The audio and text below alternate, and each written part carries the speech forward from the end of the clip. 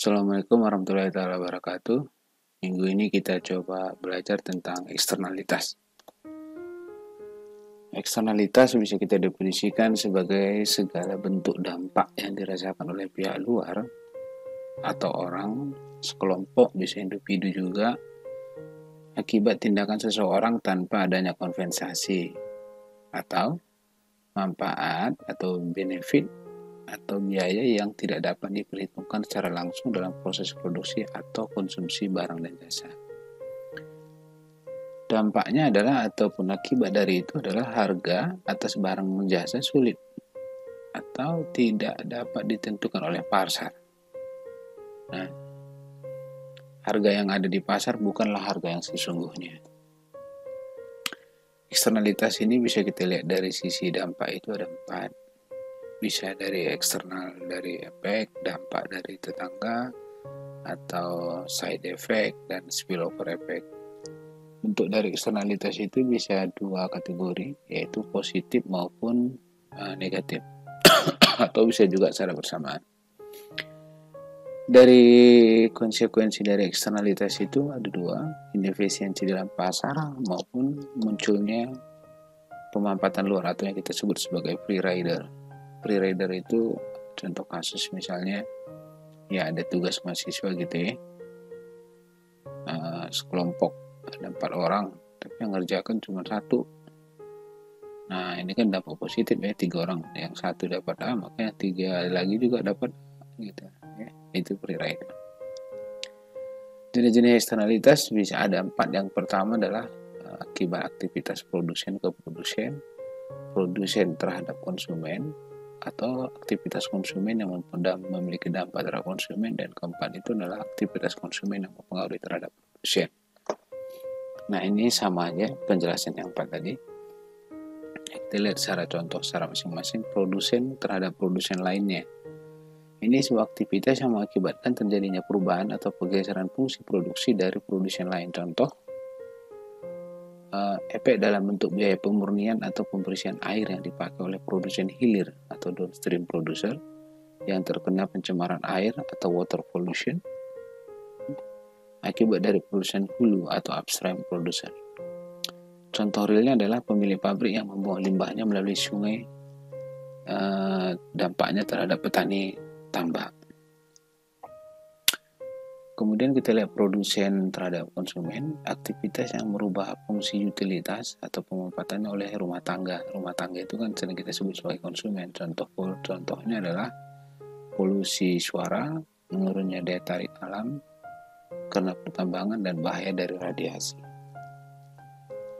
Berikutnya adalah contoh dari eksternalitas adalah lagi konsumen ke konsumen lainnya. Ini bisa kita lihat adalah aktivitas seseorang atau kelompok tertentu yang mempengaruhi atau mengganggu fungsi utilitas konsumen lain. Contoh misalnya asap rokok bagi orang lain, bising suara televisi, bising suara radio, maupun pembakaran sampah. Kemudian kita lihat lagi konsumen terhadap produsen. Aktivitas konsumen di sini adalah mengganggu fungsi produksi suatu produsen atau kelompok produsen tertentu.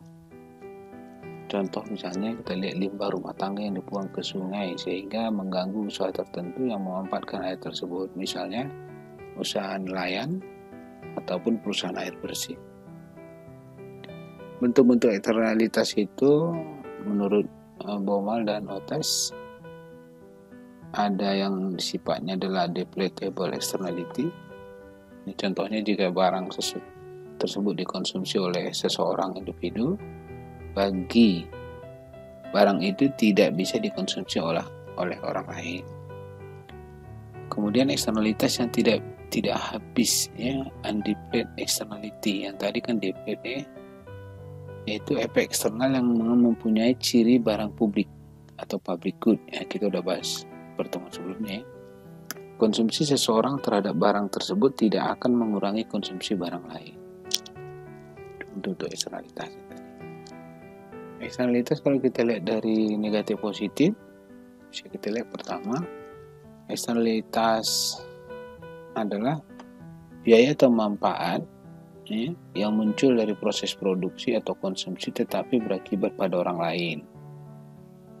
biaya atau manfaat ini tidak dimasukkan sebagai bagian biaya produksi atau manfaat konsumsi. Nah, tentu ini negatif ya. Eksternalitas negatif, kegiatan produksi atau konsumsi yang menciptakan biaya eksternal. Kemudian eksternalitas positif adalah kegiatan produksi atau konsumsi yang menciptakan manfaat eksternal. Akibat eksternalitas, terdapat jadi kerugian atau keuntungan yang tidak dimasukkan dalam perhitungan ekonomi. Sehingga pada ujung-ujungnya adalah tidak efisiensinya dalam pasar ataupun alokasi faktor produksi. Contoh eksternalitas itu kalau kita lihat yang negatif, pertama kerusakan lingkungan, kemacetan jalan, polusi suara di jalan tol, polusi asap rokok. Nah, ini bagi yang perokok nih. Baru kriminalitas dan perilaku antisosial. Eksternalitas positifnya apa saja? Contohnya, misalnya penelitian. Nah, penelitian itu memiliki dampak positif sebenarnya. Pengajian, pelatihan atau pendidikan, gerakan lingkungan hidup. Ini semua adalah eksternalitas yang sifatnya positif. Nah, bagaimana mengukur eksternalitas negatif dan efisiensi dalam perusahaan? Nah, kita harus, ketika kita berbicara grafik seperti ini, maka yang perlu kita ingat adalah konsep ekonomi, yang pada dasarnya adalah kita simbol sebagai price sama dengan marginal cost. Nah, ini kan dalam pasar bersaing sempurna. Pertama kita lihat, produksi yang efisien dicapai jika marginal social cost. Nah, kalau kita lihat kan price sama dengan marginal cost, ini di sini sebenarnya adalah dalam pasar bersaing sempurna. Oke. Karena tadi kita bilang adalah harga sama dengan tambahan biaya marginal cost. Oke. Nah, sedangkan produksi yang efisien dicapai perusahaan tadi kita sudah sebut bahwasanya berada pada titik B atau QB. Sedangkan yang tidak yang produksi yang dicapai jika ketika ada eksternal ya, maka biaya eksternal itu harus ditanggung, yang kita sebut marginal external cost harus ditanggung, sehingga yang kita sebut sebagai produksi optimum pada kondisi dia ada external cost, maka itu adalah pada titik marginal social cost sama dengan price. Nah, di sini titik A. Ya. Yang ini adalah marginal social cost sama dengan marginal cost, external cost tambah marginal cost. Nah, begitu juga kalau kita lihat dari sini. Nah, ini pada prinsipnya juga sama. Ya. Jadi kalau ketika external cost kita kenakan, sebenarnya pada logikanya adalah ada harga ya, harga itu akan naik ya, karena tambahan biaya dari eksternal. Tambahan biaya dari eksternal sehingga harga meningkat. Nah, ini bisa aja kita buat tarik garis pada titik C gitu ya.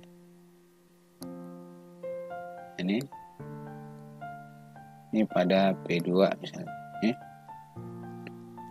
Nah, ini beban yang ditanggung, tambahan biaya, sehingga akan menyebabkan harga naik. Nah, dampak eksternalitas dari dampak eksternalitas produksi kita bisa lihat tadi ada dua, produksi efisiensi pada saat price sama marginal cost yang hanya berlaku pada pasar bersaing sempurna. Oke, saat ada eksternalitas maka ada marginal externality cost, sehingga price sama dengan marginal cost tambah marginal externality yang menyebabkan pasar menjadi tidak efisien. Eksternalitas produksi negatif apabila marginal external cost lebih besar dari 0. Kemudian eksternalitas produksi positif apabila marginal external cost lebih kecil dari 0. Nah, saat MC sama dengan 0, maka harga produk itu lebih kecil dari harga yang sesungguhnya atau harga real. Sebaliknya apabila marginal external cost lebih kecil, maka harga produk atau P produk lebih besar dari P real. Ya, ini apabila MEC lebih kecil dari 0. Nah, ini kita lihat bagaimana interaksi antara sistem ekonomi dan sistem alam dan sistem sosial. kita tahu alam atau sumber daya alam di sini jelas bahwasanya itu sebagai faktor produksi ya, dalam menghasilkan sebuah penawaran barang maupun jasa. Tentu dari sini akan menghasilkan sebuah limbah ya, limbah dalam proses produksi. Nah, penawaran ini akan ditawarkan kepada rumah tangga atau yang kita sebut sebagai demand atau permintaan yang berlaku pada konsep hukum ekonomi, yaitu supply demand gitu ya, seperti ini. Oke. Nah, tentu kalau ini tanpa diatur, maka butuh kelembagaan ya, yang mengatur proses produksinya atau biaya external cost tadi yang kita sebut sebagai proses internalisasi biaya, penyelarasan hubungan, kesadaran, dan kepedulian. Nah, tentu ini semua butuh pengelolaan yang di-manage. Manage itu sebenarnya pada prinsipnya bisa dikelola oleh swasta ataupun pemerintah. Tapi dalam ini untuk barang-barang publik nanti sifatnya harus dikelola oleh pemerintah. Cara mengatasi eksternalitas kalau kita lihat pertama intinya adalah memasukkan biaya atau manfaat ke dalam perhitungan biaya atau perhitungan harga produksi yang kita sebut sebagai internalisasi eksternalitas. Nah, ini menjadi penting ya, karena nanti kita pada minggu terakhir akan belajar tentang valuasi ekonomi. Sehingga penerimaan dampak negatif harus menerima kompensasi atau penerimaan dampak positif harus membayar kompensasi. Nah, ujung-ujungnya kan kelihatan seperti kapitalis ya. Ya, tapi harus begitu. Setidaknya kita dapat menghargai lingkungan itu dan menjaga kelestarian lingkungan.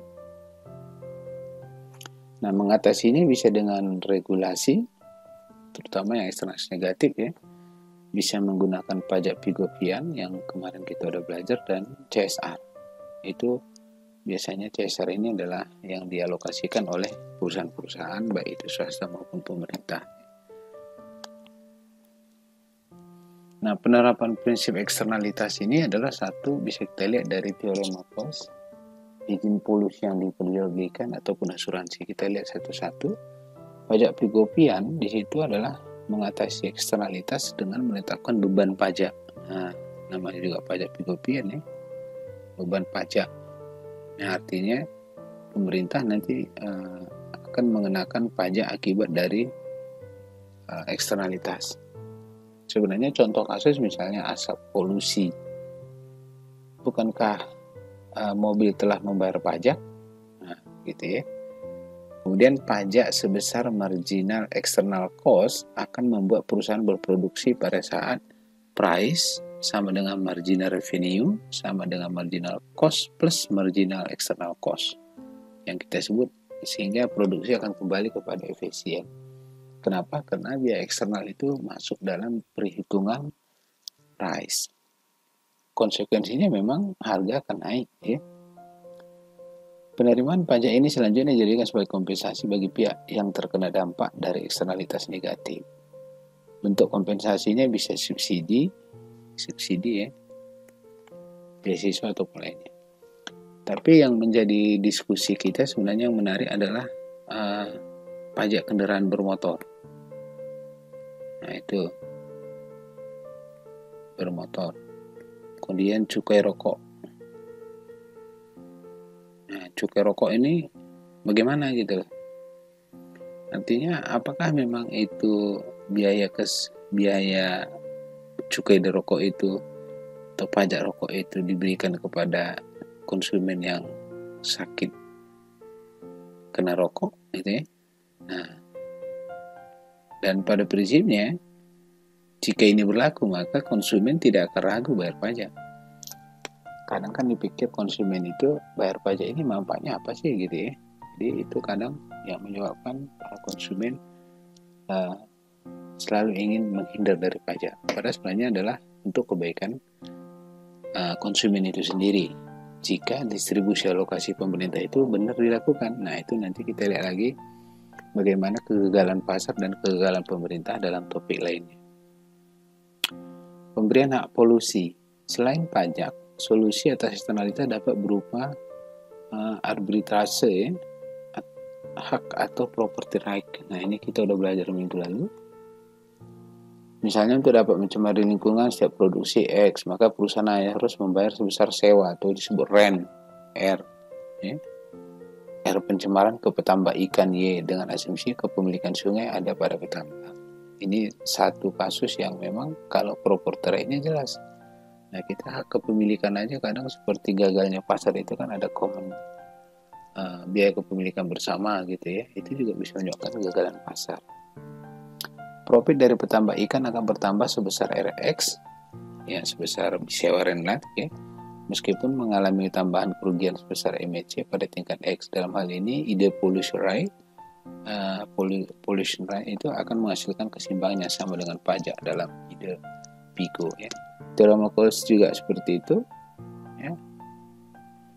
Dia melalui solusinya dengan pollution right. Ya.